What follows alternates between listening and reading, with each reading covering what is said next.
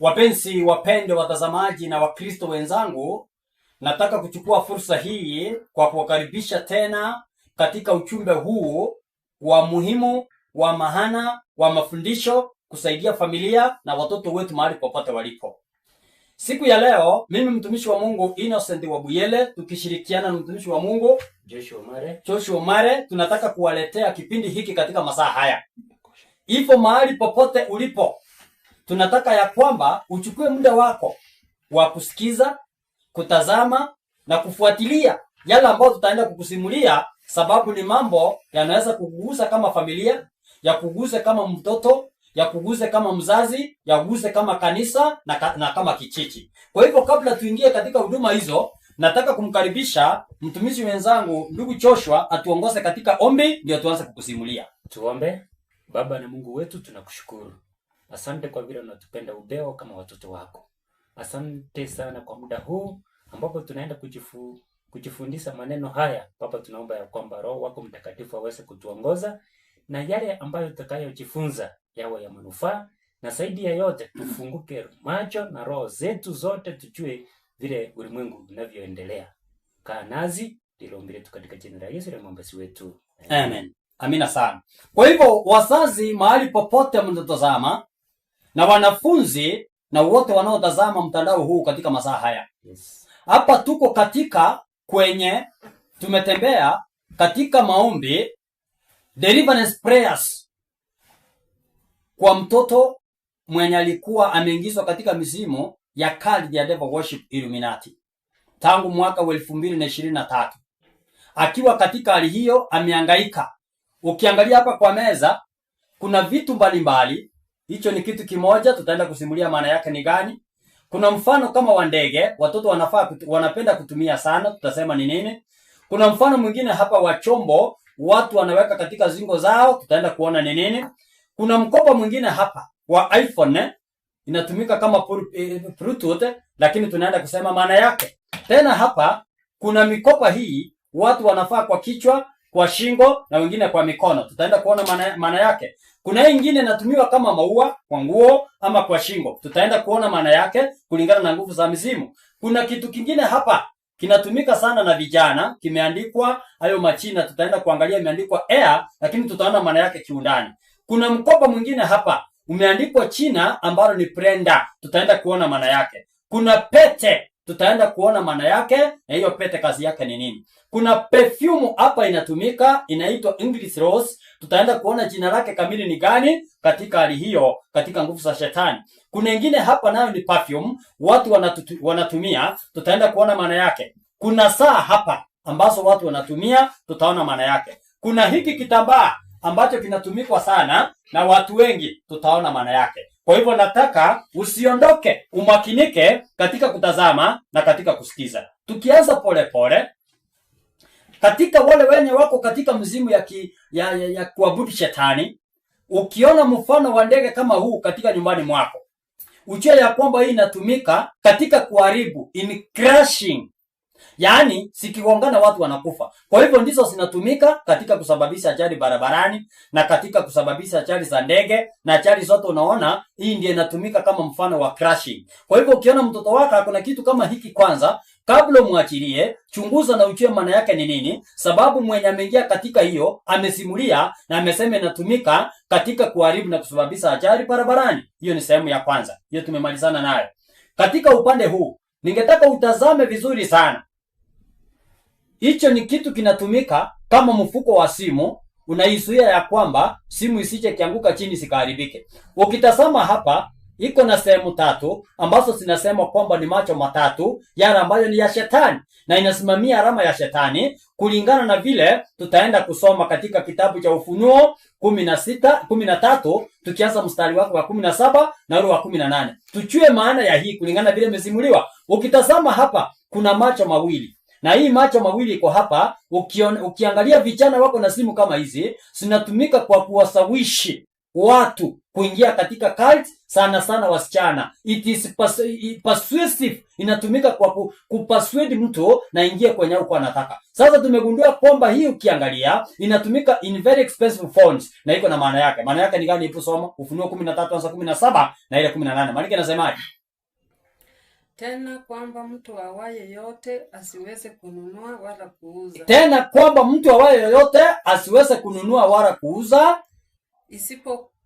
isipokuwa anachapa ile. Isipokuwa anachapa ile, yaani jina la mnyama yule. Jina ya mnyama yule. Au hesabu ya jina lake. Au hesabu ya jina lake. Hapo ndipo penye hekima. Hapo ndipo penye hekima. Yeye aliye na akili. Yeye aliye na akili. Na aihesabu. Na ihesabu hesabu ya mnyama huyo. Ya mnyama huyo. Maana ni hesabu ya kibinadamu. Maana ni hesabu ya kibinadamu. Na hesabu yake ni 666, yani 66. Kwa hivyo ndio hii 6 ya kwanza. Ukiangalia hii 6 hapa, ukipitisha hivi inakuwa 6 moja, ukipitisha hivi inakuwa 6 ya pili, ukipitisha hivi inakuwa 6 ya tatu. Ndivyo tumezimuliwa na wale ambao ni wenyeji wa hii. Kwa hivyo nataka vijana uangalie hiki kitu sana, uone kwamba huo mkopa ukiona uko wa jinsi hiyo, ukimbie mapema, sababu ni msimu ya shetani. Kwa hivyo nafikiria ni vitu za kawaida, lakini siko na mambo yake.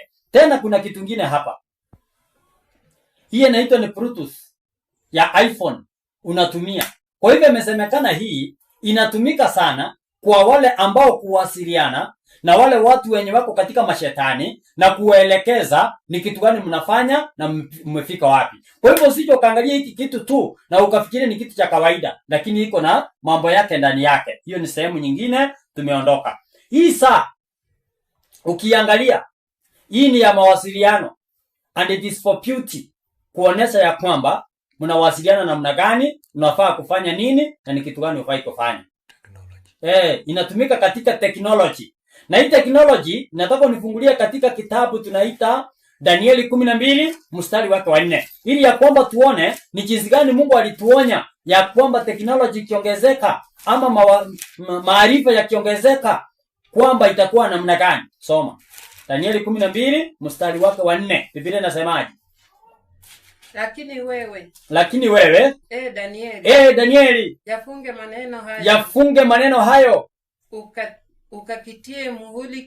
ukakitie muhuri kitabu hata wakati wa mwisho. Wengi wataenda mbio huku na huku, na maarifa yataongezeka. Kwa hivyo Danieli alisimuliwa ya kwamba wakati utafika maarifa yataongezeka, na yale maarifa yakiongezeka yanaleta mabaya. Kwa hivyo vile maarifa yameongezeka, ndio sasa unaona mabaya yameongezeka katika dunia. Kwa hivyo ukitazama hata ajali zinazotendeka barabarani, usifikirie ni ajali za kawaida. Vile tumesimuliwa na huyu mwenye amekuwa katika hiyo mizimu, ni ajali zinasababishwa na shetani, kwa sababu wanakunywa damu na kuleta maafa katika dunia. Na vitu vinatumika ni vitu rahisi kama hizi, unatumia kama simu ama unatumia kama saa, na hizi kitu umeona ni kama kitu ndege, inasababisha katika hali hiyo. Tena hapa kuna kitu kingine, mlisema hii inaitwa James nani? James Jordan. Yeye ni nani? Yeye ni mkuu wa kampuni. Ya kampuni hii. Kwa hivyo yeye ndiye the boss wa Freemason, ndiye mkubwa ambaye ni Diamond mwenye hiki kitu. Kwa hivyo mzazi ukiona mtoto amefalia hiki kitu, unafaa kumnyang'anya na kuchoma, sababu kinauziana na nguvu za ushetani ambazo zinasababisha mambo mabaya katika barabarani. Tena hapa hiki ndicho kinapendwa sana na watu wengine, sababu ukikichukua jinsi hii, ukifungua hapa nyuma, unaweza ukaiwekelea tu hapa maridadi tu, na unaifunga tu ikiwa kama maridadi ikiwa hapo. Lakini sasa imesemekana ukiangalia hiki kitu na wale wenyeji, unapata kwamba hii katikati ni chicho, inaitwa the eye of Horus. Ukifanya jinsi hiyo, ndio iko katika nyuma ya pesa ya dola ya Amerika yenye inatambulika sana. Kwa hivyo hii eye of Horus, hii ndio ya kuona penye ajali inaenda kutendeka, wakienda safarini, ndiye inatumika kitu hiki. Kwa hivyo usione hizi vitu ufikirie ni vitu za kawaida, ni vitu ziko na kazi yake na ziko na misimu ya shetani. Na pia ni mark of identity. Na ni mark of identity. Asante sana ndugu kwa kunikumbusha ndugu Chafet. Ni mark of identity. Yaani mtu akivalia jinsi hii, wale wenye wako katika safari hiyo ni kama gari ya GK. Maaskari wakiona GK wanajua kwamba ni gari ya government. So this is the number plate ya kuonesha kwamba wewe you are in the cult ya Illuminati. Kwa hivyo ninataka mtazame, ukiona mtu amevalia kitu kama hicho, muone mapema because it comes from the cult. Na wengine hata ni wachungaji. Na wengine ni wachungaji hata vile imesemekana. Hapa kuna pete. Na hii pete mlisema inafanya nini? Hii ni ya kuchanganya. Hii ni ya kuchanganya akili. Kwa hivyo pete kama hii haiwezi kaoneshwa hata kwa barabara. Mtu mwenye alikuwa anaendesha gari anachanganyikiwa na akili, gari inaua watu. Kwa hivyo tazama kama hizi ajali zinatendeka mahali panaitwa Sariga. Wengine wamekufa watu wengi. Kwa hivyo ni mambo yaende ikawa imezimuliwa na mambo ya mizimu. Na hata hii pete ukipata wamefalia jinsi hii, akisalimia msichana anamfuata bila kusawishiwa. Kwa hivyo ni ya kuchanganya. It is enticing and persuasive katika hali ya kutenda maovu. Hizo pete kwa hivyo ukiona watoto wamefalia, siangalie. Ndio sababu hata katika kufunga ndoa haistahili kufalia pete. Sababu wenye wako hapo wametusimulia ya kwamba hii pete ni misimu ya shetani na iko na nguvu zake. Kuna kitu kingine hapa. Hiki ndicho nilifurahishwa nacho sana. Mlisema ni cha nani? Cha Diamond. Imetengenezwa kutoka na silver. Mlisema maana yake ni nini? Maana yake ni Vike. Vike. Ili China liko hapa sababu kuna W. Wewe kwa macho unaona ni na W na hapo katikati kuna ingine hii inaitwaje? Hii inaitwa ni kama C ama E. Hii nyingine inaitwa ni kama M ama E. Sasa hii imeonekana hapa, hii ni fee, inachukuliwa moja fee na hii nyingine. Kuna vile ilielezewa, eleza sasa tuone vile iko. Kichukua upande wa kwanza. Upande wa kwanza huwa W. Unagawa unaweka V. Unaweka fee sasa vile inaonekana hivi unaweka fee, Hiyo inabaki inakuwa I. Inakuwa hii sasa inabaki inakuwa I. Hiyo I unageuza bado inakuwa K. Inakuwa K sasa ndio imegeuzwa hapa, imeshika hii imekuwa K katikati hapa, Alafu hiyo vile imewekwa hivyo E. Hii sasa hii inakuwa sasa ni upande huu. Alafu inasomeka Vike. Inasomeka Vike. Sasa hiyo Vike maana yake ni nini? Ni mkuu wa Illuminati. Kwa hivyo ukiona mtu amevalia kitu iko jinsi hiyo, iko na maana yake. Inaonesha ni mkuu wa Illuminati. Kisha baadaye inasimulia utajiri. Si ndio hiyo mlisema? Kwa hivyo ukiona mtu amevalia kitu kama hiki, mtoto mpendwa, mfurana, msichana, mzazi, kiongozi, ukiona kitu hicho, ujue kwamba kiko na mizimu na kina na nguvu za kiushetani, naweza kusababisha maafa katika mji wako. Hapa ukiangalia hiki kitu ni kitu tu cha kawaida. It just has some pits which are so, ni kitu tunapenda tu cha kawaida tu. Lakini sasa tumeambiwa kwamba kando kuna weupe. Weupe unasimamia kwamba ni nuru ama mwanga ama mchana. Na hapa kuna weusi. Weusi unasimamia ya kwamba kuna giza. Kwa hivyo hii inatumika katika kuua. Unaweza ukaua usiku ama uwe mchana. Kwa hivyo ukiona mtu amevalia kitu kama hiki, usifikirie kwamba ni maridadi tu, lakini iko na sababu yake na iko na nguvu zake. Tena kuna kingine hapa. Hiki kingine ukitazama vizuri katika hizi namba ukisiunganiza, sikienda jinsi hiyo, sinaleta jina linaitwa Brenda. Hilo jina linaitwa Brenda ni kumaanisha ya kwamba huyu ni yule mwenye alikufa. Sasa mwenye alipachikwa hiki kitu akapewa, amechukua sehemu ya yule mwenye alikufa. Sasa mwenye ako hai ndiye anatekeleza yale Brenda alikuwa anatekeleza. Kwa hivyo usione mtu amevalia tu kwa mkono jinsi hii na wewe unakimbia ukisema ya kwamba ni kitu sawa. Hii kitu iko na kazi yake. Tumezimuliwa ya kwamba hilo china Brenda ni mwenye alikufa na mwenye aliingizwa akapewa hii ya Brenda ili kwamba kutekeleza ikiwa Brenda alikuwa anaua na huyu ataendelea kuua na ataendelea katika hali hiyo katika kutenda mambo hayo ya kuleta watu katika shetani. Kwa hivyo sasa sehemu nyingine hii tumeona ya kwamba inaitwa English Rose. This a perfume. Maana yake mlisema ni nini? Hebu tusimulie. Ni black rose. Ni black rose. Kwa hivyo ni rose mweusi, sio mweupe. Asionekana. Ambaye ilikuwa in position ya mtu ambaye alikuwa katika Illuminati na alikuwa katika cheo kikubwa. Yeye alikuwa katika cheo kikubwa sana. Kwa hivyo ukinunua hii rose ni hii ama ni perfume, unamtukuza yule ambaye ni Dark Rose mwenye alikuwa cheo kikubwa katika Illuminati. Na nyingine mlisema jina lake limefutika, lakini hilo chino liniandikia hapa. Nikasema linaitwa hilo jina. Utalisoma hilo jina mstari wa chini. Balenciaga. Linaitwa Balenciaga. Kwa hivyo kuna Balenciaga, manguo inaitwa Balenciaga, mafuta inaitwa Balenciaga, viatu na hizo vitu kama hizo. Sasa kama hii ni perfume inaitwa Balenciaga, maana yake ni nini mlisema hii? Ni dunia kwa attract. Sasa mtu akichipaka hiyo anafutia watu wanaanza kumfuata. Sasa na hii tumeeleza kwamba hii Balenciaga imeandikwa kwamba sehemu ya kwanza inaitwa Pal. Yaani miungu ya Pal ni miungu ile inatumika, miungu ya Kiroma, miungu ya Pal, miungu ya ushetani. Baal is the king. Kwa hivyo imeandikwa sasa, ukiangalia Baal en is na hii Siaga is the king. Kwa hivyo Baal is the king. Yaani Baal ndiye mkubwa. Kwa hivyo ukinunua hii mafuta ya Balenciaga ama hizo nguo ama hizo viatu, unatangaza ya kwamba shetani ndiye mkubwa kuliko nani? Kuliko Yesu Kristo. Kwa hivyo haya mambo tumewasimulia ili ya kwamba yakaoneshe ni kitu gani kinaendelea. Hapa kuna kitambaa. Hiki kitambaa kinatumika sana. Tumeeleza ya kwamba this is the honor of the kings. Wakati wanapoenda katika kuabudu mashetani yao, wanafalia jinsi hiyo. Wakifalia hivi, inarushwa kuchapa mbele in honor of that, na inashikanishwa na hii. Sasa ukishikanisha na hii, ukiweka kwa kichwa ukishikanisha jinsi hiyo, sasa hii it is honor of the king, ya kwamba wewe ni mkuu ambaye ni mkuu wa mashetani mwenye amefalia diamond. Sasa hizi vitu ukisitazama, ukisiona kwa nyumba yako, sio vitu bure. Kama hii sasa vile penye tumeitoa, na hizi vitu zingine zilikuwa zimefungiwa kwa sanduku, na hii ilikuwa imefungwa kwa mlango penye mtu anaingia. Na tukapata katika kwa kitanda Biblia. Wapi ile Biblia? Kuna hii Biblia hii. Sio hiyo.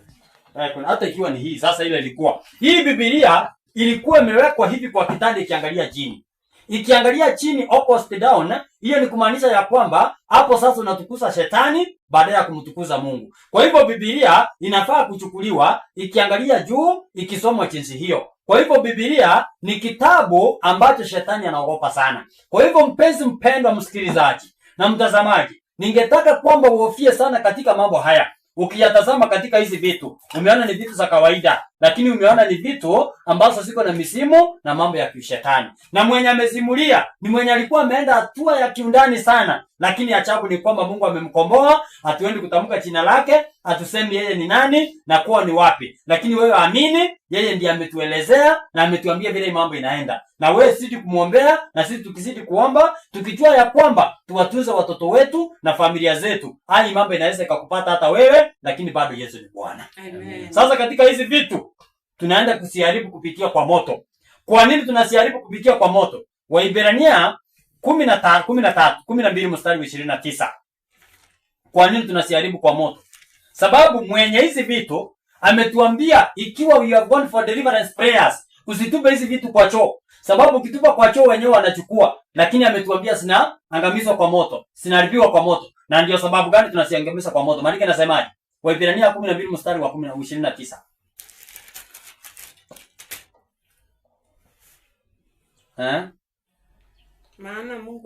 Maana Mungu wetu ni moto ulao.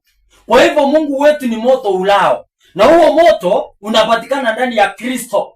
Unaingia, unachoma kila kitu, unaharibu kila kitu, unaharibu nguvu za shetani. Ndio sababu unajua mpenzi mpendwa, Yesu atakaporudi, hata sisi wenyewe tutakuja kuangamizwa na kuchomwa kwa moto. Kwa hivyo sasa ningetaka uandamane pamoja nami mpaka tutakapoenda kuharibu hizi vitu, kisha baadaye tutamaliza na ombi tukiendelea katika hali hiyo. Naomba kuelezea jambo.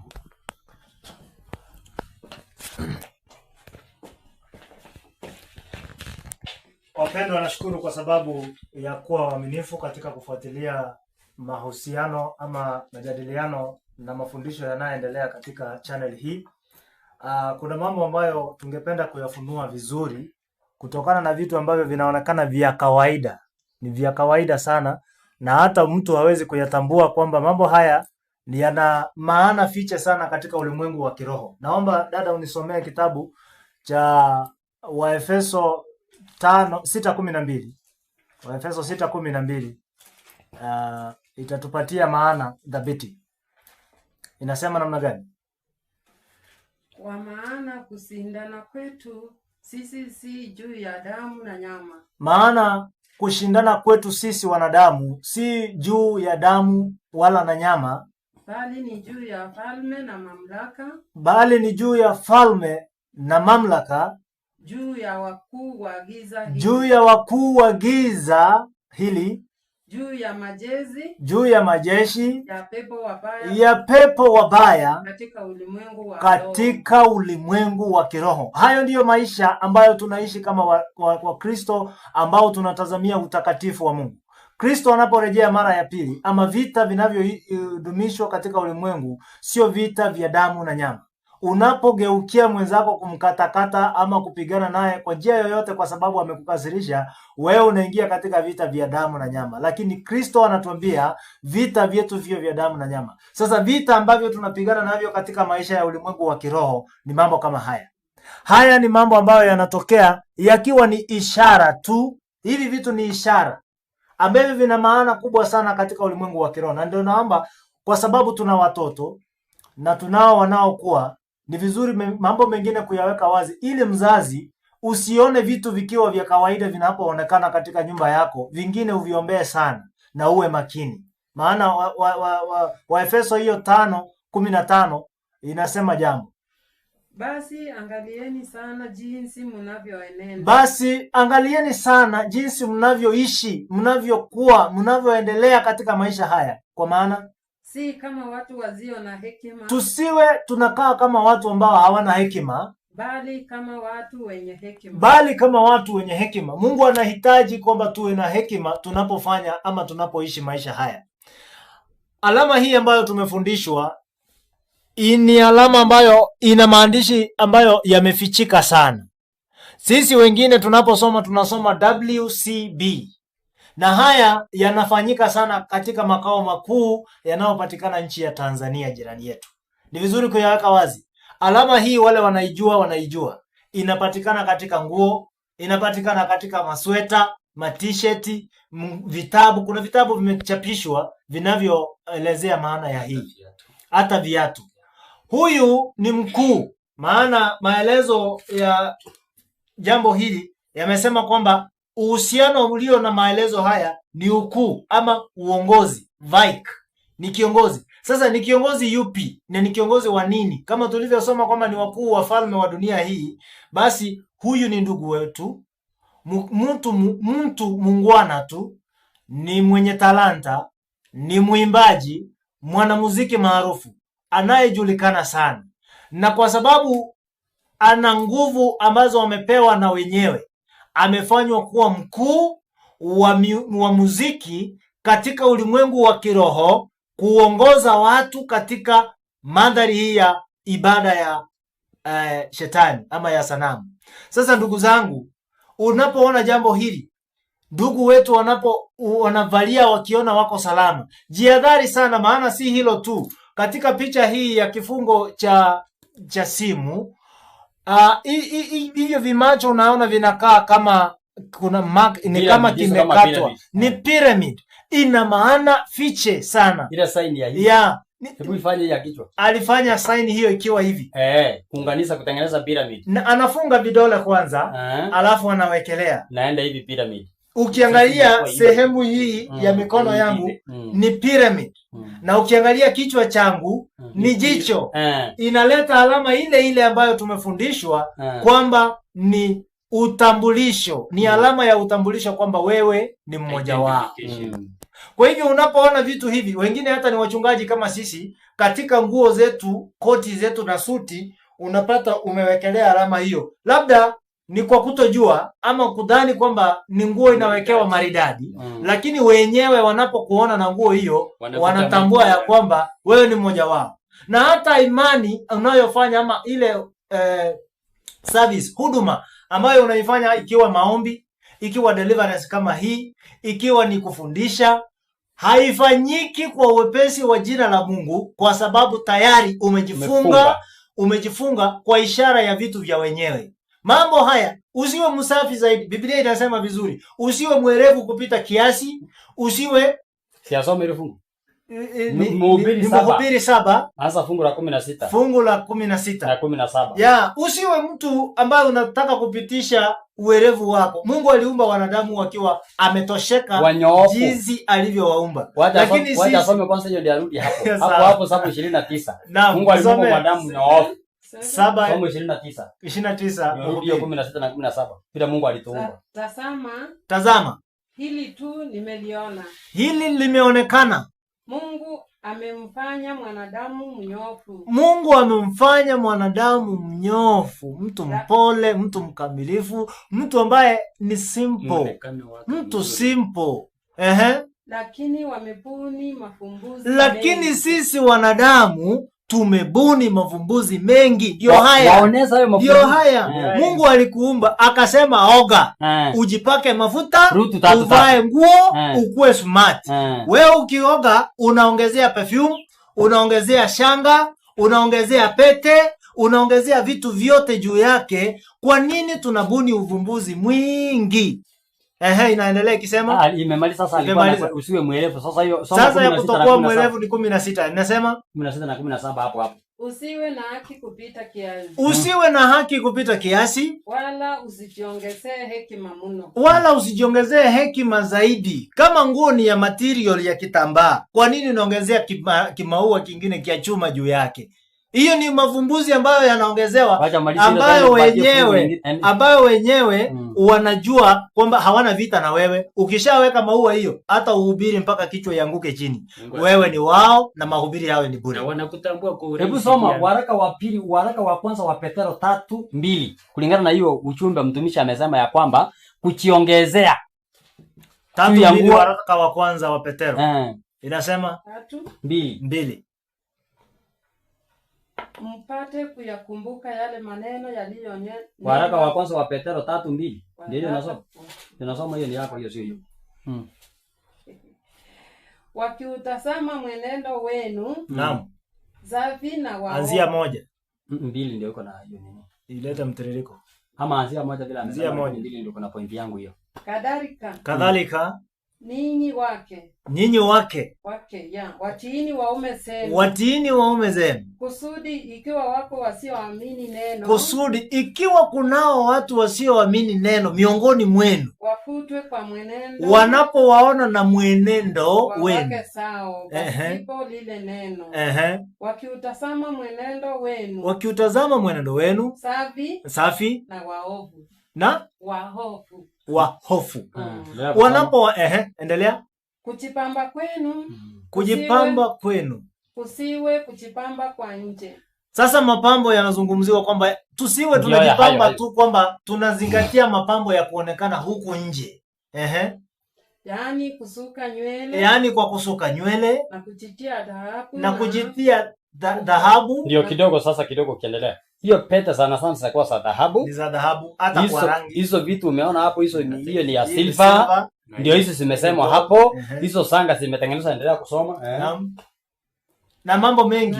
Na kuvalia mavazi. Na kuvalia mavazi yenye gharama ya juu, thamani. Yenye thamani, gharama kubwa. Kama hivi sasa hata katika kanisani, ndugu zangu watazamaji, gharama ama ibada yetu imegeukia katika muonekano.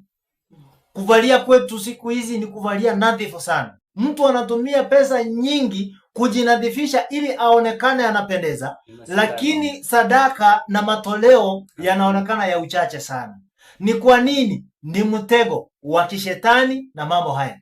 Kitu hiki ukiwa nacho, kama hili jina naomba nilizungumzie mtumishi, haina shida. Balenciaga ni jina ambalo limefichwa. Wewe ukilisoma unalisikia Balenciaga, lakini haujui maana yake. Maana yake jina hili si la Kiingereza. Jina hili ni jina la Kilatini ambalo maana yake ni majina matatu yamewekanishwa pamoja yakawa jina moja. Wewe unapolisoma unaona likiwa tu ni jina. Sasa Baal ni miungu. N inamaanisha ni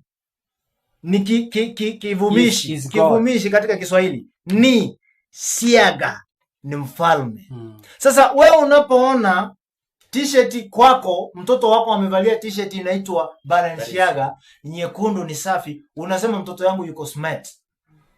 lakini maana ya jina hilo ni la utukufu wa shetani katika nyumba yako.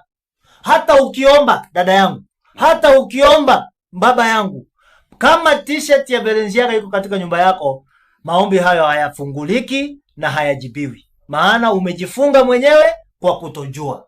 Hosea 4:6. Hosea 4:6.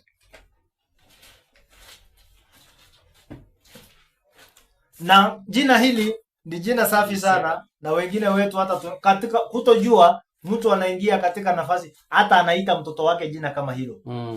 Tuko na shida nyingi sana kama watumishi, hata kuombea watoto, kuwa dedicate kwa sababu ya majina ambayo watoto wanaitwa, majina ambayo hata wazazi wenyewe hawana maana. Unaita mtoto Balenciaga, wewe unajua maana ya jina hilo? Umekataa kuita mtoto jina zuri kama John, kama Petro, kama Esther. Unaita mtoto Balenciaga, hujui maana yake. Na lilitoka wapi? Hujui imetoka. Hili ni jina la Kilatini, ukilisikia likitamkika linatamkika vizuri sana. Lakini maana yake tofauti sana. Na shetani amesema hapigani na wewe kwa mawe, ni kiroho. Ni kiroho. Sasa 4:6 Hosea inasema, watu wangu wanaangamishwa kwa kukosa maarifa. Watu wangu, ni Mungu anazungumza hapa akimtuma Hosea aambie Waisraeli, watu wanapotea, watu wa Mungu wanapotea kwa kukosa maarifa. Maarifa hayo ndio tumekosa, ndugu yangu na dada yangu ambao mnatazama channel hii.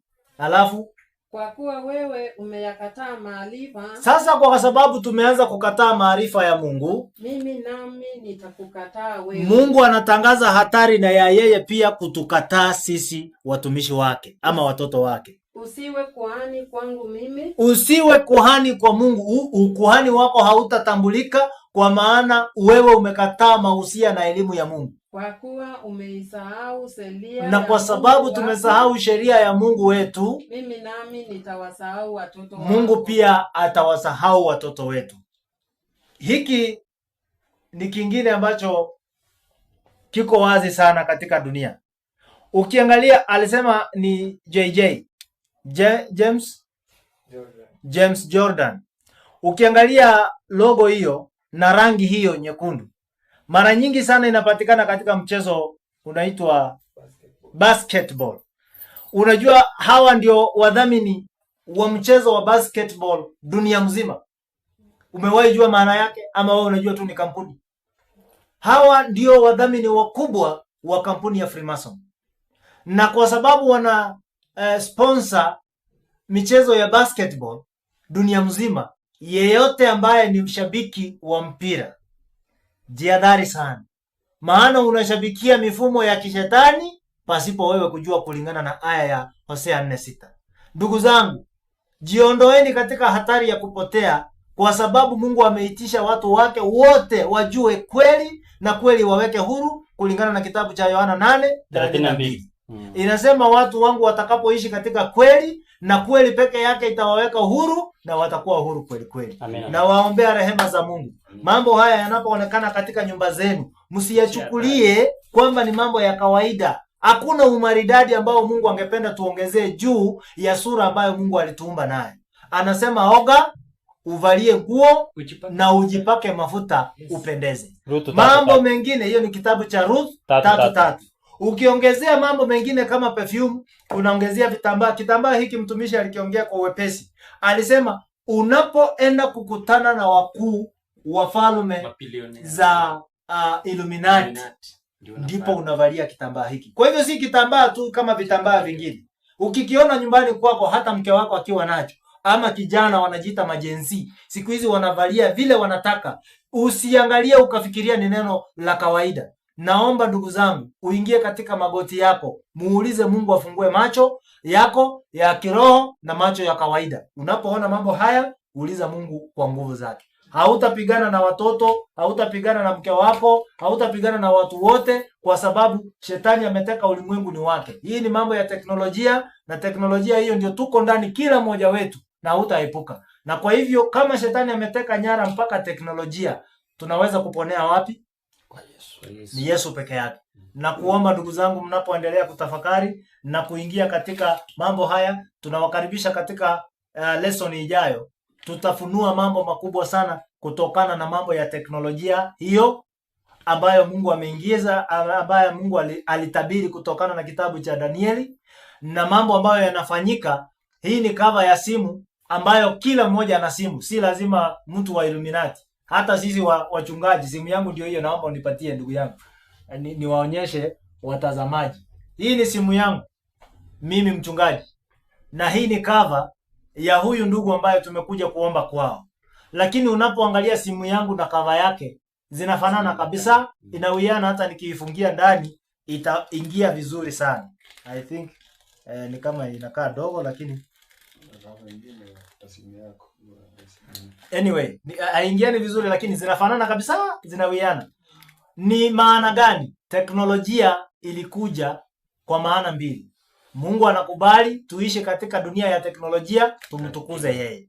Lakini ukitumia teknolojia vibaya, maana hakuna kampuni ya kanisa inayounda simu, hakuna kampuni ya kanisa inayounda saa, hakuna kampuni ya kanisa inayounda magari. Hivi vitu vyote vya kiteknolojia vinaundwa na wanadamu, na wengi wao ndio hawa ambao ni wakuu wa dunia, ambao ni wafalme wa giza. Ndugu zangu, tujihadhari tunapotumia mitambo hii ya tarakilishi na mitambo ambayo inatuweka katika teknolojia. Katika lesoni ijayo, Mungu akitujalia rehema, tutafunua mambo makubwa kuhusu teknolojia kulingana na mambo haya ambayo yanafanyika. Mengine tunayaona yakiwa ya kawaida, lakini yana siri kubwa katika ulimwengu wa kiroho. Mungu awabariki kwa jina la Yesu. Na mambo haya ambayo tumeyakuta leo, tunataka kuwakaribisha katika kuyaonyesha. Hakuna jambo lingine linalofanywa mambo haya. Ni kwa sababu tunapogundua kuna nguvu za kishetani katika mambo kama haya, hakuna tofauti nyingine ama njia nyingine ya kufanya, ni kuchoma. Tulisomewa kitabu cha Wahibrania 12:29, tukaambiwa kwamba Mungu ni moto ulao, na nguvu za Mungu peke yake ndizo zinamaliza nguvu za kishetani. Kwa hivyo tutaandamana pamoja, tuende tufanye kuwa witness katika kuchoma vitu hivi, maana hakuna mbinu nyingine ila kuchoma. Kwa hivyo haya yote yatachomwa, na huyu ambaye tutakuwa tumemwombea kwa imani, tunaamini kwamba amewekwa huru, na Mungu ambariki, amtetee. Na wote ambao mna shida kama hizi ambazo mnaweza kuwa mmeziona, mmepigana nazo lakini hamuzishindi, Yesu Kristo anashinda. Amina. Ungana nasi katika vipindi vijavyo. Hivi vitu tunavichoma kwa vile ndivyo tumeagizwa na Mungu kwamba tuvichome. Mungu awabariki sana. Amina. Wapenzi watazamaji na wasikilizaji, tumefika sehemu sasa tunaenda kuharibu hizi vitu ambavyo venye tumekuwa tukiyafundisha. Lakini kabla tuharibu, nataka tufanye maombi, ndio tusome fungu, ndio tuanze katika kuziharibu. Tuamini kwa ajili ya kuomba. Baba wetu mtakatifu, tunakushukuru tena kwa sababu ya uwezo na nguvu zako ambazo tumeona tangu asubuhi mpaka masaa haya. Tumefikia wakati tunaenda kuharibu hizi vitu ambazo ziko na uhusiano na shetani. Tunaomba ukatie mkono wako sinapoharibika, hata mwenyewe ukamfungue na neema ikaonekane kwake, nikupitia kwa jina la Yesu tumeomba na hata kuamini. Amen. Kitabu Luka 10 mstari wake wa 19. Luka 10 mstari wake wa 19. Maandiko yanasemaje? 10:19. Biblia inasema hivi. Tazama, nimewapa amri ya kukanyaga nyoka na nge na nguvu zote za yule adui, wala hakuna kitu kitakachowadhuru. Kwa hivyo sasa Mungu ametupatia uwezo, ametupatia nguvu kwa imani kuharibu vitu vyote vya yule adui, na adui ni shetani. Hivyo sasa katika siku ya leo, vile tumewaambia, tunaenda kuharibu hiki chombo kupitia kwa moto. Tunaharibu hiki chombo ambacho ni cha shetani, tunaharibu hiki chombo kupitia kwa nguvu za shetani, hiki kingine cha shetani, na hivi vyote vya shetani, na hiki kingine cha shetani, na hapa hivi vyote ni vya shetani, hapa hii yote ni ya shetani, na hivi vyote ni vya shetani, na hii pia ni ya shetani, na hii pia ni ya shetani.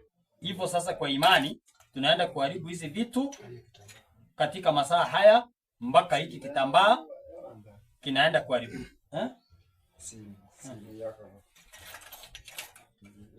Naenda kuharibiwa hizo vitu mpaka hicho kitambaa kuelekea katika hali hiyo. Ile kitu tunaenda kumwagilia, hiyo inaitwa ni petroli.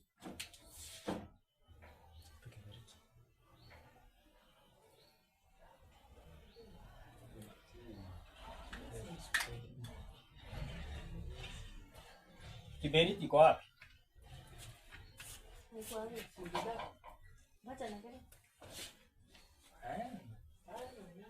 Kiberiti nani ako nayo?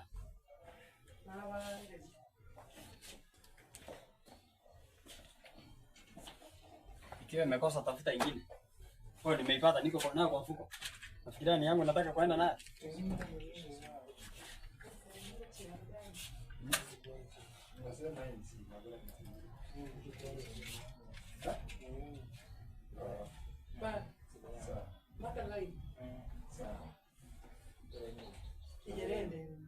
Teka hivi ndivyo usine vya wewe. Lakini alikuwa na hivi hapa.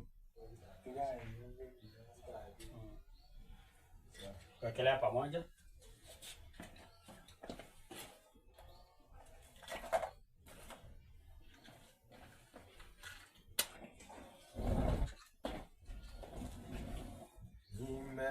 Nimekombolewa na Yesu, na sasa nimefurahi kwa bei ya mauti yake. Mimi ni mtoto wake, kombolewa na kombolewa na damu,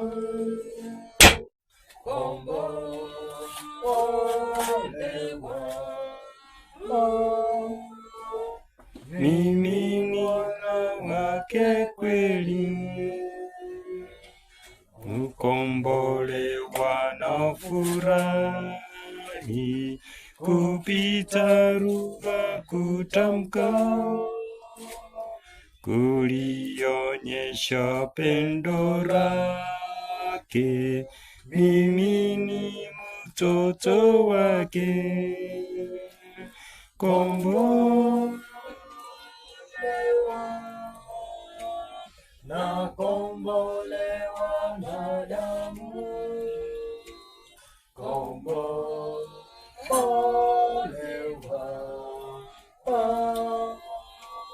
Mimi mwana wake kweli, nitamwona mfalme wangu katika uzuri wake, ambaye najifurahisha katika torati yake. Kombolewa na kombolewa na damu, kombolewa.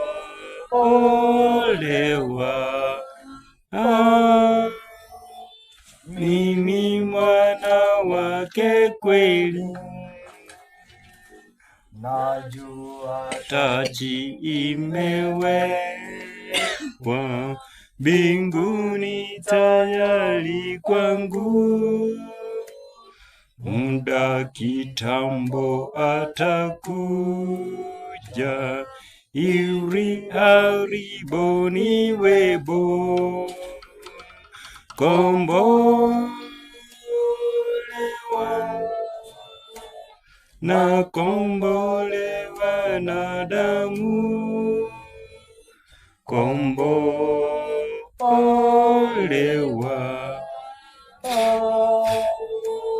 Mimi mwana wake kweli.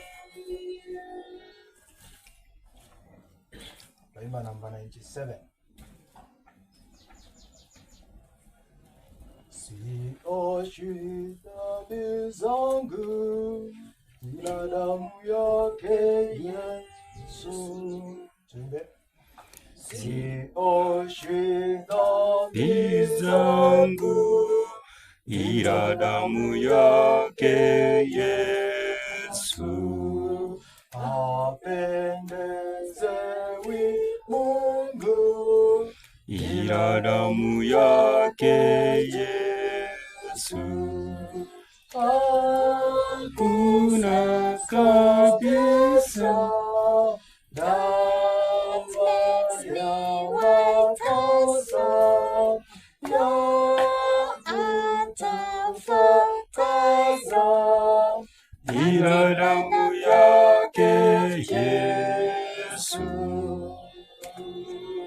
la kunisafisha na ila damu yake Yesu, wala udhuru tena ila damu yake Yesu,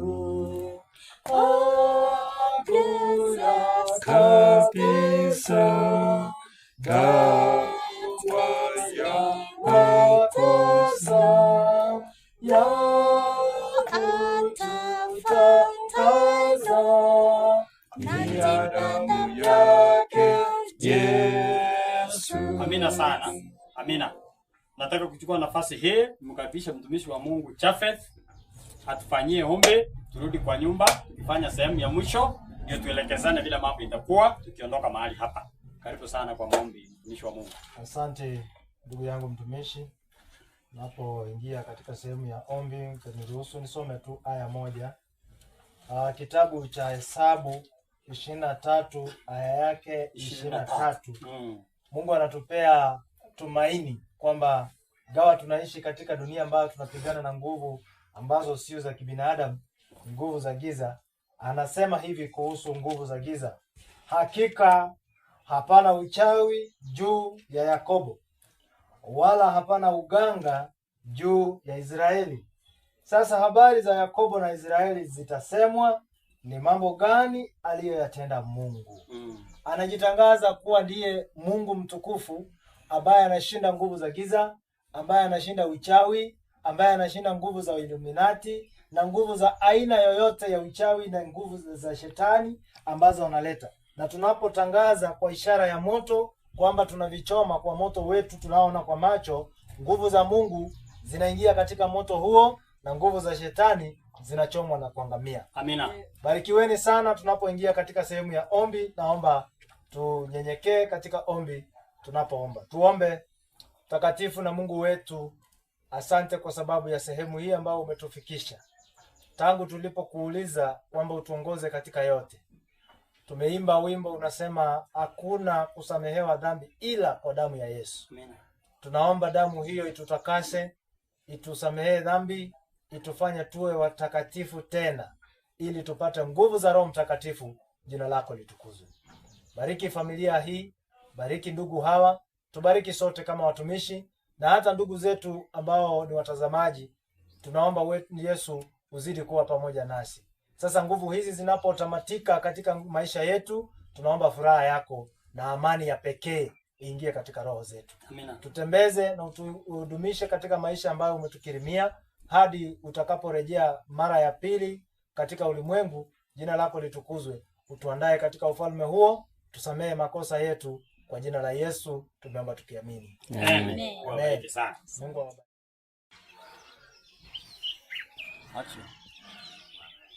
Wapenzi wapendwa wana wa Mungu, tena tunachukua nafasi hii kama kikundi cha wana Amkeni Wainjilisti kuwajulisha ya kwamba yale yanayoendelea katika sayari ya dunia na katika nyumba ya Ukristo, vile tunaendelea kushunguka katika maponde na milima kwa ajili ya kulihubiri ili neno na kutangaza injili ya Kristo, tumekuja kugundua ya kwamba shetani pia na yeye achalala.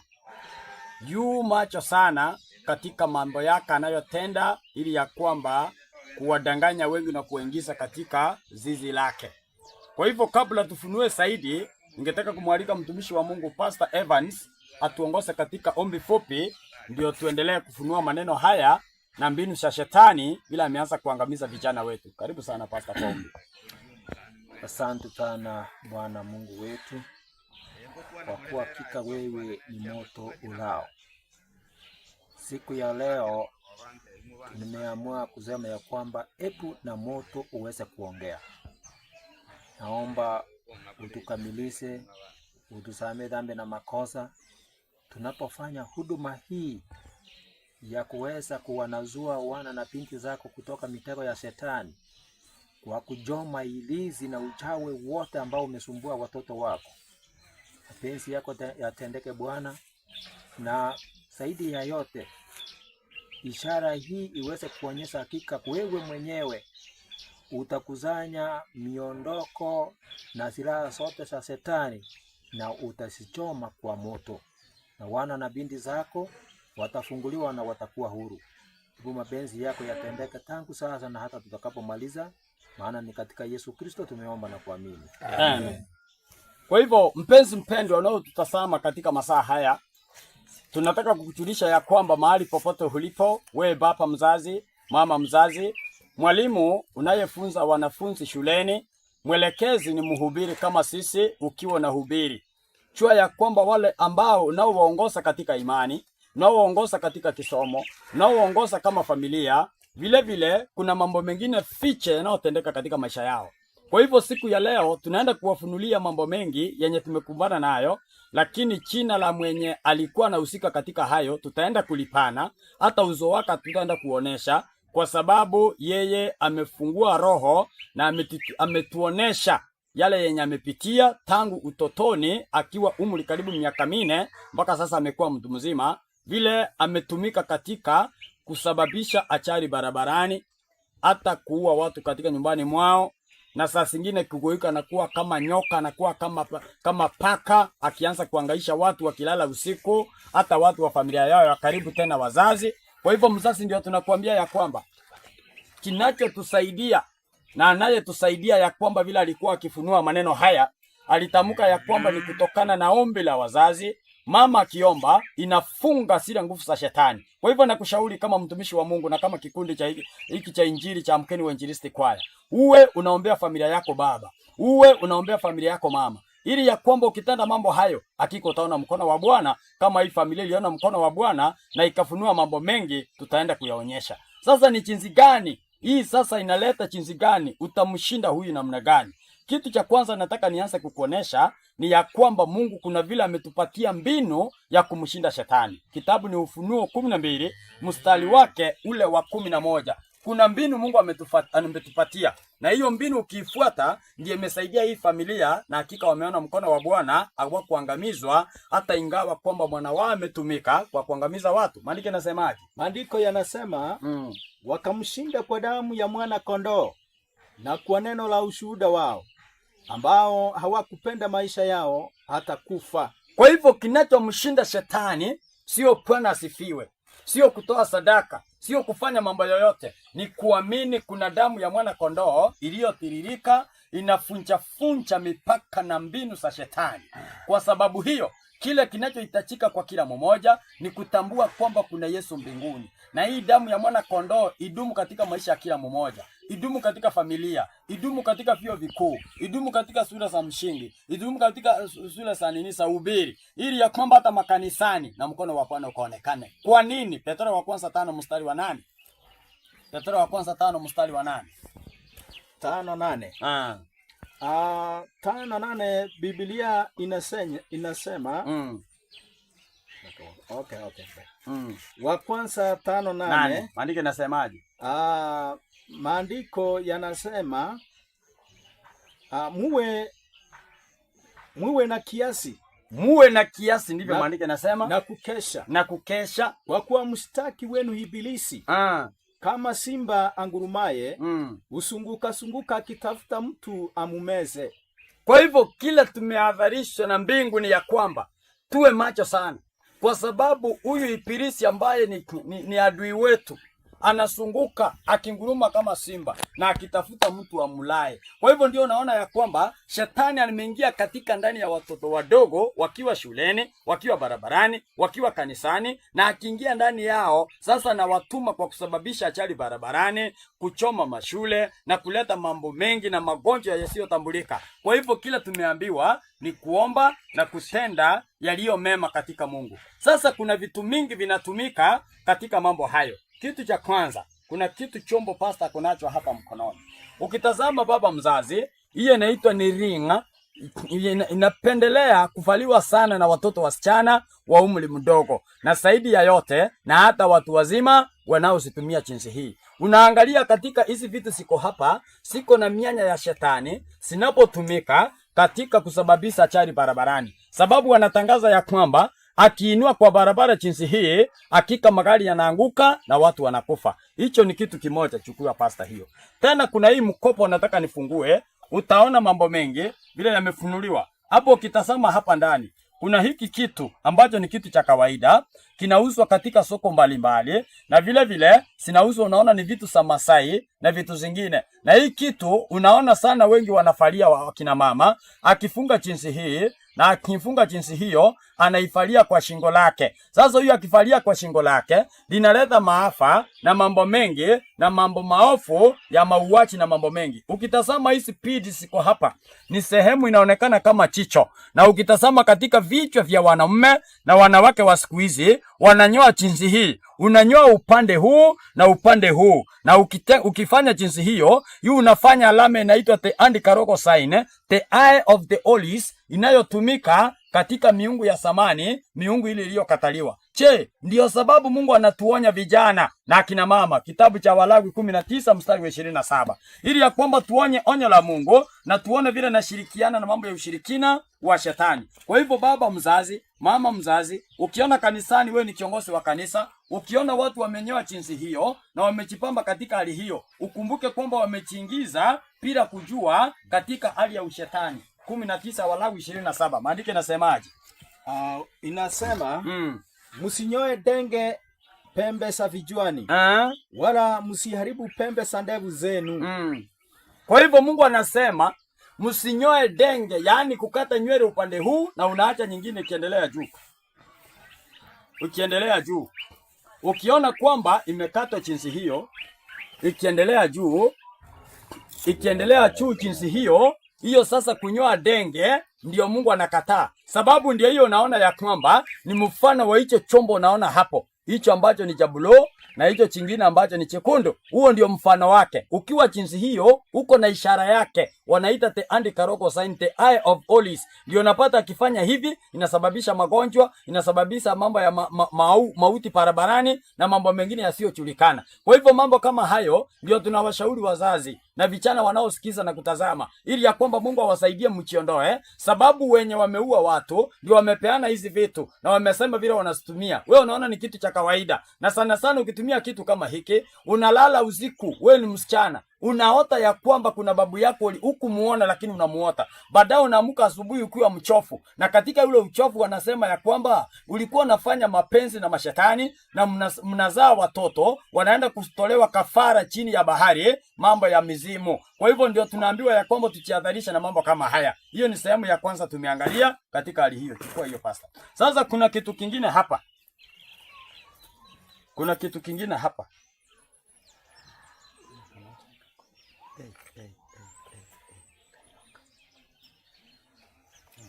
Shetani yu hai. Kuna moja ilikuwa hapa, nyoka imepotea. Nyoka imepotea kutoka hapo ndani. Ilikuwa hapa vile imepotea hatujui, lakini hata hivyo wacha tuelezee. Tazama hapa ndugu zangu. Hizi vitu ukisitazama unaona ni vitu za kawaida. Kitu cha kwanza tumeona miujiza, sababu hizo vitu tulikuwa nazo hapa, lakini kuna moja ilikuwa kama nyoka kabisa na imepotea, lakini tunashukuru Mungu ya kwamba nguvu zake zitaharibiwa, mahali popote itapatikana.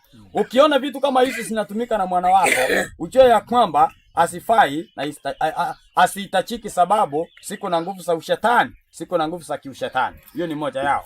Kuna ingine iko hapa. Hizi soul saw inatumika katika kuweka katika kwa mkono, kama jinsi ile wasichana wanapendelea kufalia. Kwa hivyo kuna moja imepotea ambayo yenye ilikuwa inaonekana ni kama nyoka kabisa, lakini jinsi imepotea kutoka hapa ndani na tulikuwa tumefunga.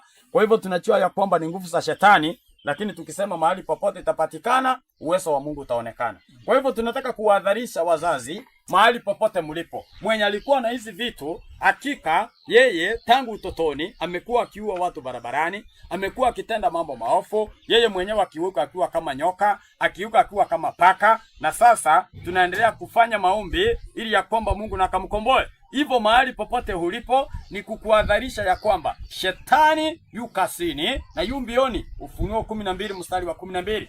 Kwa nini yu mbioni jinsi hiyo? 12 Ufunuo. Basi Biblia inasema, kwa hiyo shangilieni enyi mbingu, nanyi mkaao humo.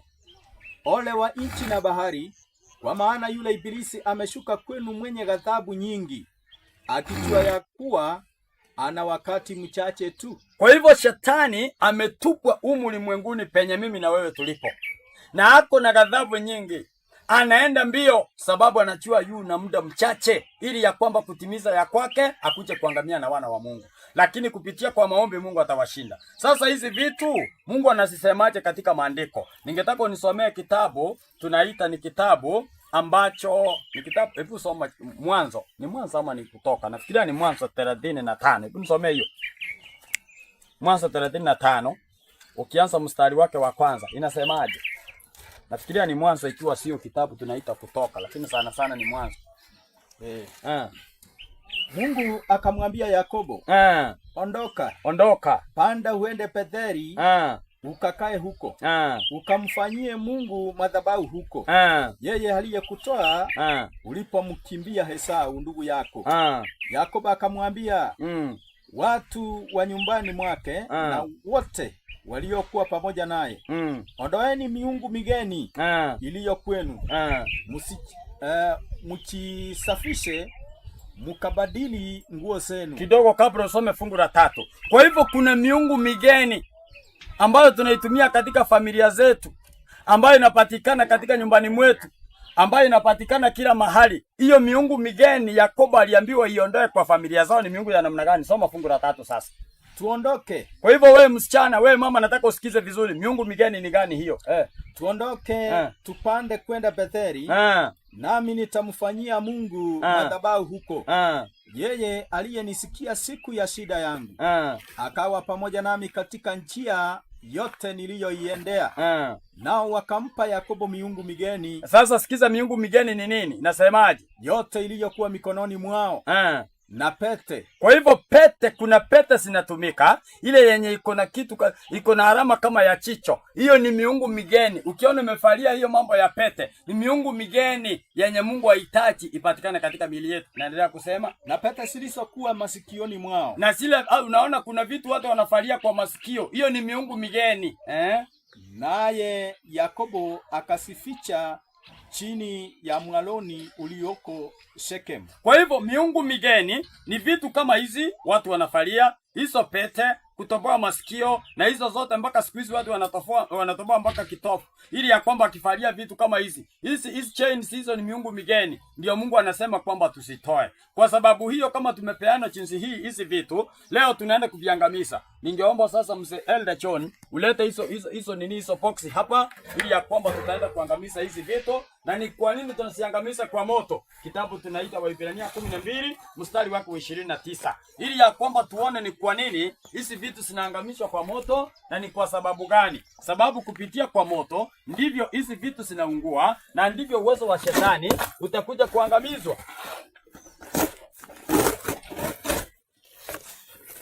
Soma andiko. Na pamoja na hayo, sio hiyo Waebrania 12:29. Ndio fungu la mwisho hapo. Haya, 29.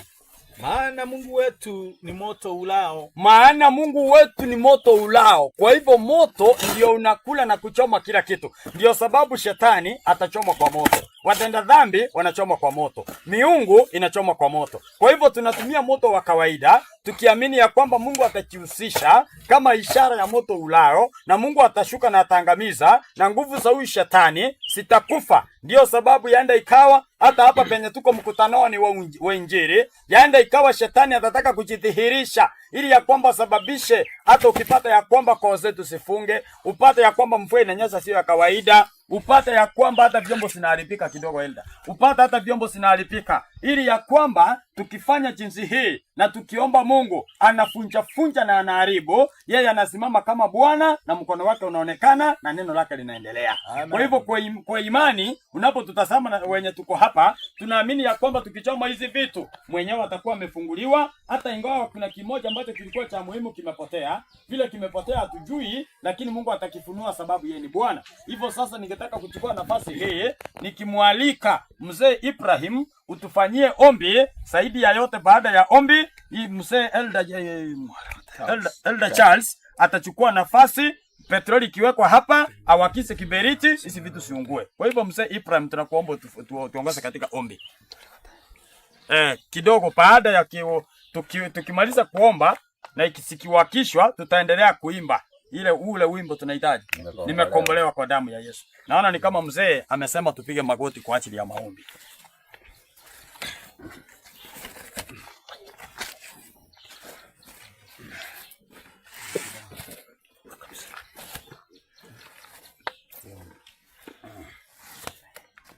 Baba Mungu muumba wetu, wewe ambaye peke yake ndiye muumba, ndio maana unaitwa Mungu. Kupitia kwa jina la mwanao Yesu tunakuja kwako, tumeweka magoti chini, tukivizunguka vyombo hivi shetani anatumia kwa kuabudu. Hatuviabudu sisi, tunakuabudu wewe muumba wetu. Tumeweka magoti yetu chini kwa ajili ya heshima yako Baba. Watu wote wako katika dunia ni wako, na ulipomtoa Yesu ulimtoa aje kuwafia wote, lakini shetani ananyang'anya watu wako kutoka sisi lako usiku na mchana, akitumia vyombo kama hivi. Lakini wenye hivi vyombo, Mungu wetu, hata kama watatafuta amani kwa miungu yao, usikubali wawe na amani mpaka wakurudie, kwa sababu hivi leo tunavichoma kwa jina la Yesu hivi vyombo ambao wamekuwa wakitumika kwa jina la Yesu. Shetani yule anayeshika watoto wako, hasa mtoto Abina, Mungu wetu, kwa nguvu za Yesu apate kuangamia milele, na mtoto Abina awe huru. Na wote Mungu wetu walio na vyombo vya kutaka kuharibu huyu mtoto na watoto wale wote wanahusika hapa, kwa jina la Yesu tunakemea miungu hiyo, Mungu wetu, ipate kupotea milele, na wewe uinuliwe.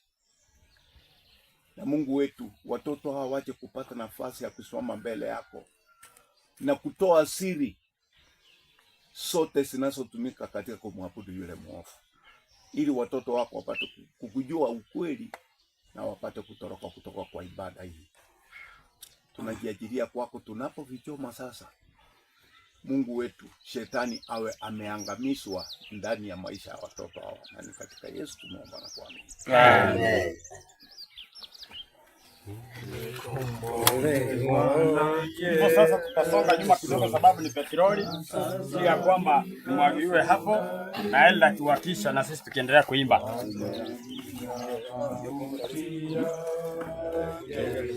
Mimi ni mtoto wake, kombolewa,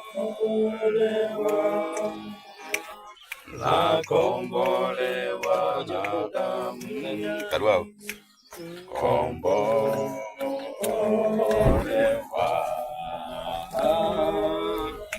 mimi mwana mtoto wake,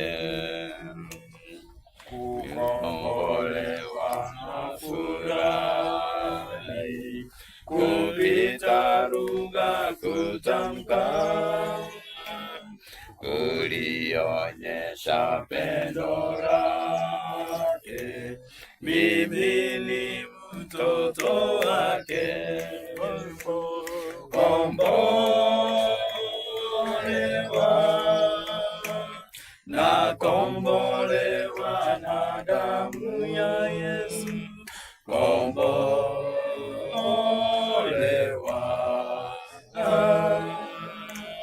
mimi ni mtoto wake. najua taji imewekwa mbinguni tayari kwangu. Muda kitambo atakuja, ili aliponiweko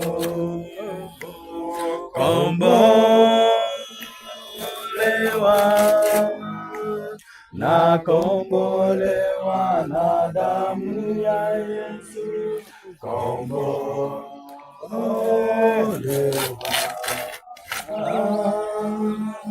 Mimi mwana wake kweli, nitamwona mfalme wangu katika uzuri wake, ambaye ajifurahisha katika torati yake. Kombolewa na damu ya Yesu, kombolewa.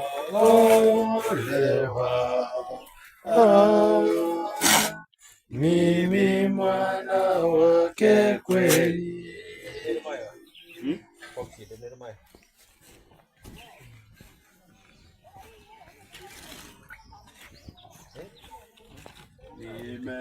Nimekombolewa na Yesu, na sasa nimefurahi kwa bei ya mauti yake.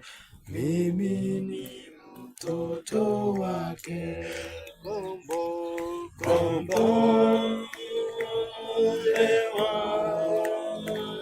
na kombolewa na damu ya Yesu, kombolewa.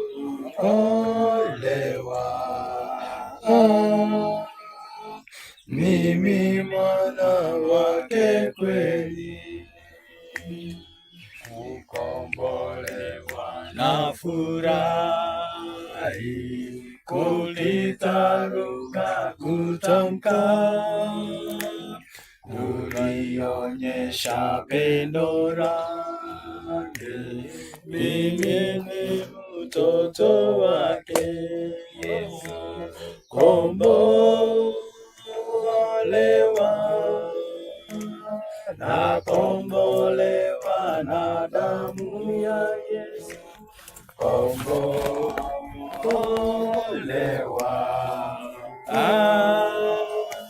Mimi mwana wake kweli, nitamwona mfalme wangu katika uzuri wake, ambaye najifurahisha katika torati yake. Kombolewa na kombolewa na damu,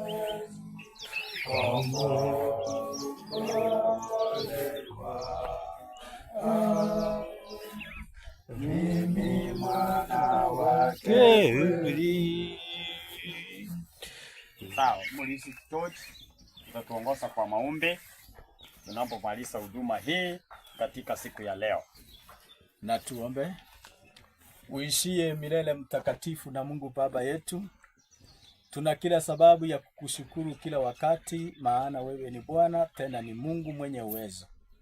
Asante kwa sababu umekuwa pamoja nasi katika tukio hili ambalo watumishi wako wote wamesimama kwa ajili ya kulitetea neno lako, ya kwamba hakuna miungu mingine isipokuwa wewe. Asante kwa sababu hii miungu ambayo imechomeka hapa siku ya leo ni kielelezo kwamba wewe ndio moto kweli ulao. Na hivyo basi tunaomba ya kwamba yule kijana ambaye amejitokesha wazi na kutoa hizi vitu vyote na vimechomwa, iwe kielelezo kwa watoto wengine na watu wote katika dunia nzima, ya kwamba Bwana wewe ndiye muweza yote.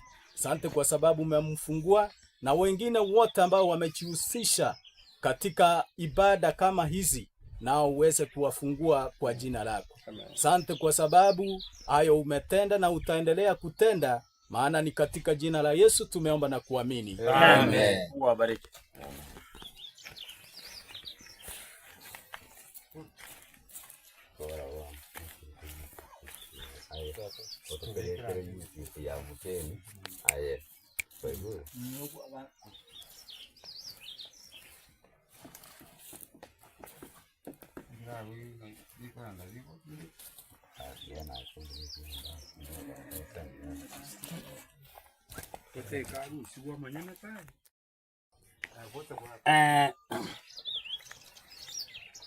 Wapenzi, tena tunataka kumshukuru Mungu wetu sana.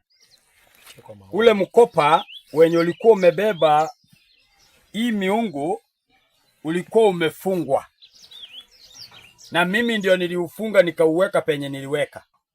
Lakini aka kakitu kanaonekana kama nyoka. Unaona vile kanatembea kama nyoka. Ukiangalia hata nini yaka hapa ni kama mkia wa nyoka. Ukiona hapa ni kama kichwa ya nyoka, kama chicho ya nyoka. Sasa aka kakitu kalikuwa kamepotea. Lakini tunashukuru Mungu vile tumekuwa tukiomba, kamepatikana karibu na kwenye tuko pale kwa mlango, na hakuna mwenye amefungua huo mkopa. Kwa hivyo ni kumaanisha ya kwamba shetani ako na nguvu, lakini nguvu zake kwa maombi zinafunjwa na zinaisha.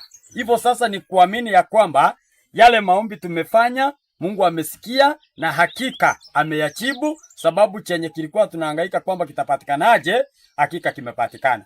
Kwa hivyo kwa imani pia tunakitundika tukikitia ndani ya moto.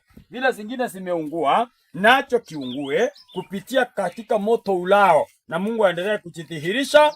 Lakini wasasi muwe mjihadharishe na watoto mkiona wakiwa na vitu kama hizi. Angalia vile kamekuwa ikiwa kwa moto, it is glittering. Angalia inagrita kama nini, kama nyoka kabisa na kila kitu.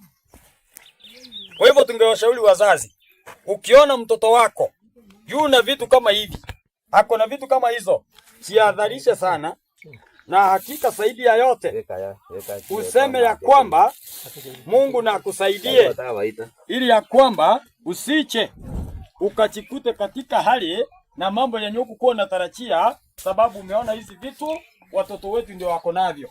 Kwa hivyo na kuomba msichana wewe, na kuomba mfulana wewe, na kuomba mzazi mwenye natumia hizi vitu, achana nazo, sababu huyu mwenye amesema hii ndiye anainua kwa barabara, inaua watu.